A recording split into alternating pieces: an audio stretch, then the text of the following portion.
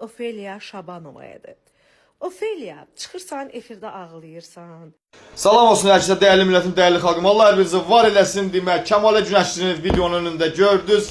Hal-hazırda mən maşının biraz bərbad vəziyyətdədir. Kimin yaxşı şpaplovka yerin bilən varsa, maşına şpaplovka, kraska, nə bilim, bəzək düzək göstərəcəm, görəcəksiniz.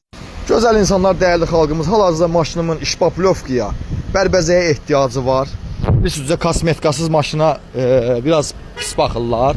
Gördüyünüz kimi baxın, kosmetikaya ehtiyacı var maşınımın.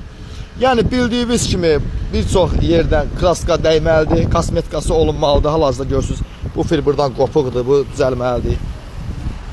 Yəni kimsə bilirsə də ki, yəni necə deyim?